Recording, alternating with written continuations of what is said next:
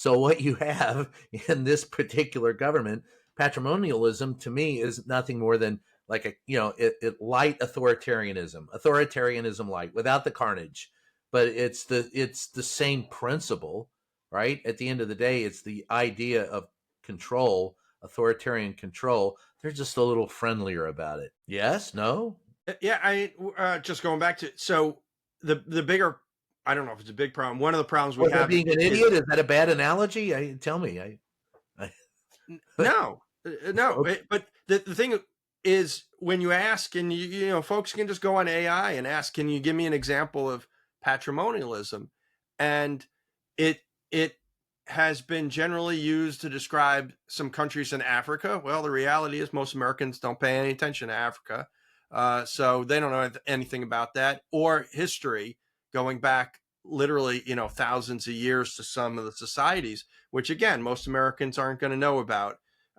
So we don't have it, it seems, I remember when I first read about the term, and I'm like, wow, this sounds fascinating. It was in an Atlantic article earlier in the year, like back in February, March, or something like that. And I was stunned to find that this is a term that had been around for over a century. And I had never, that I can recall, have heard of it. And even when you start searching, and I started researching it months ago, there's more information out about it now.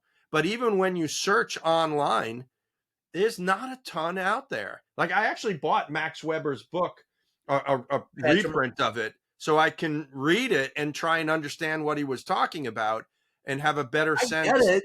It makes sense to me. I mean, absolutely it does. But you said two things that most Americans, I don't think, will ever consider: history and any place outside. Not, you said Africa, but of course we don't refer much.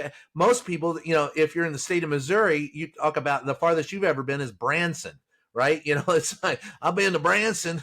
But I mean, the fact that Americans don't know history. Hell, we don't even know the last news cycle. What's happened to us in the last? We're talking about us being dazed and confused by what's happened just this week. I think most average Americans are the common man, and I think I count myself as one of them because, unlike Marjorie Taylor Greene, I don't have $25 million to sit on and a pension that's going to pay me and all my health benefits guaranteed for the rest of my life. Because I, resigned the day after I got all this given to me by the Constitution and my fellow cronies in government. Like the rest of us, I'm working, and so I'm looking at what's going on, and I'm saying, and I can see that the simple fact of the matter is we don't respect the history. We don't know what history is. We're too busy trying to make sure. What we do know is that eggs are too expensive, gas is through the roof, and Donald Trump's bullshitting us about the economy. And the rest of it, to me, is just, as John said earlier, chaos and confusion, and it all contributes to his control. So both of you said that. So I could rant about that for a while, but at the end of the day, I don't know that it gets us anywhere.